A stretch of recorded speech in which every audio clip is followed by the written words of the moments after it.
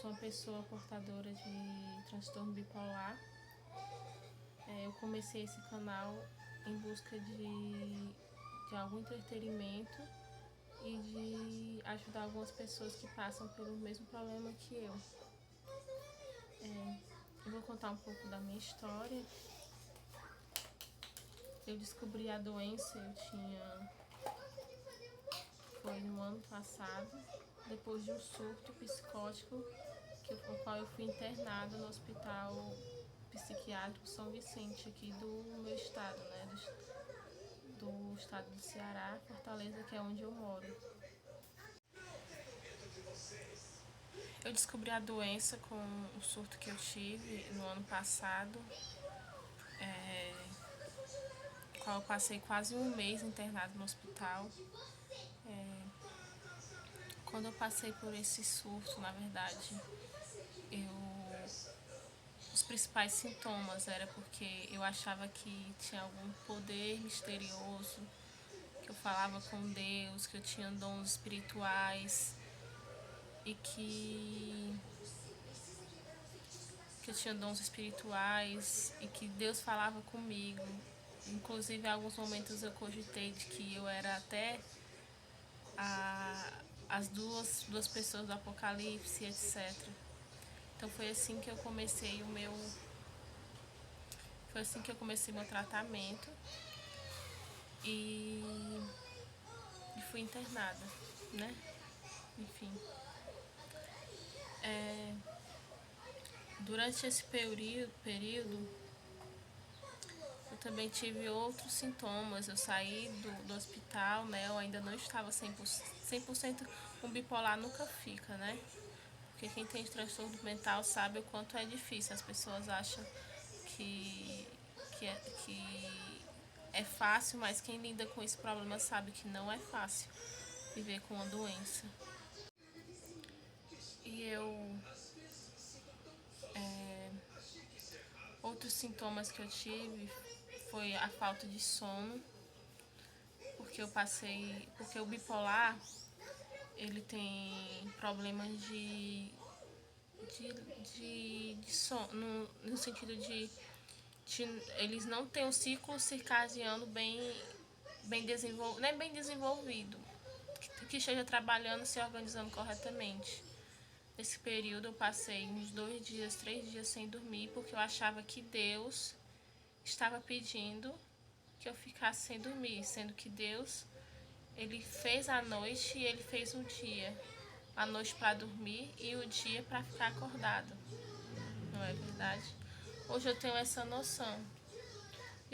É um assunto muito delicado para mim, porque eu sempre tive fé. Eu fui criada eu não fui criada em berço evangélico, mas eu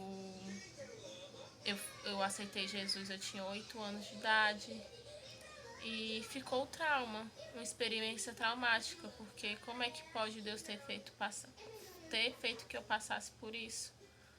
Não é verdade? Por isso que até o objetivo de eu compartilhar a minha dor com outras pessoas. Eu ainda acredito em Deus, mas ainda é um trauma para mim. Porque eu não quero nem mais falar sobre isso, eu tô falando porque é um assunto sensível. Eu sei que isso pode ajudar outras pessoas, porque eu procurei na internet pessoas que passassem a mesma coisa que eu, que passassem pelas mesmas coisas que eu. E eu não encontrei. Eu encontrei mais sobre pessoas que de fato acreditavam que Deus está falando com elas. Eu não encontrei pessoas que assumissem que tem um transtorno mental, que no caso o meu é bipolar, mas tem esquizofrênicos também que tem esse mesmo problema de achar que estão falando com Deus, mas não é. Não é? E quando a gente quando a gente cai esse baque, né, de achar e não ser, tem a frustração de Deus, como é que Deus tenha permitido se escarnecer dessa forma. Outra questão também que eu passei e até hoje eu passo, né? Porque muitas pessoas, quando eu vou para a igreja, eu vejo as pessoas comentando, pode ser uma paranoia minha, de achar que pessoas com problemas mentais são pessoas atribuladas de espírito, pessoas que são enfermas sim, que são pessoas doentes. Achar que são pessoas problemáticas, achar que são pessoas endemoniadas. Essa é a principal questão.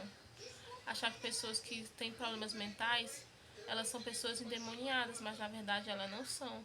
Elas são pessoas doentes e que elas precisam serem tratadas. E tratadas através de farmáticos, como também através de acompanhamento psicológico, acompanhamento familiar, e fazer parte de uma terapia. E uma terapia não só externa, mas uma terapia que você tem que diversas vezes se policiar, diversas vezes falar para si mesmo que esse pensamento ele não é real. Parece que eu sei do que eu estou falando, parece que eu tenho total consciência de que eu sou uma pessoa melhor, mas não, todos os dias eu travo essa batalha com os meus pensamentos e com a minha doença. Então é isso que eu tinha para dizer por hoje. Futuramente eu vou gravar mais vídeos, né? Porque quero ver se eu consigo reunir mais pessoas como eu, e para que essas pessoas tenham acesso a outras pessoas que são iguais, né, nesse mesmo problema, e que essas pessoas encontrem uma afinidade comigo e com outras pessoas para conversar, para debater, porque isso é importante. Isso faz com que você crie um distanciamento dos seus pensamentos. Você se distancia desses pensamentos, então você acredita que eles não têm poder sobre você, que você se distanciando desses pensamentos, você criando ferramentas, você se identifica e cria ferramentas para que você não permita que esses pensamentos fiquem repetindo várias vezes na sua mente. É um processo difícil, é um processo árduo, mas a gente consegue, né? Todo dia é assim, e vai ser dias que vai ser melhores à medida que você for tomando seus medicamentos, à medida que você for se socializando com outras pessoas, à medida que você se distancia desses pensamentos e começa a ver que eles estão mais na sua... Tem uma frase de Sêneca que fala, né? Você sofre mais na imaginação do que na realidade.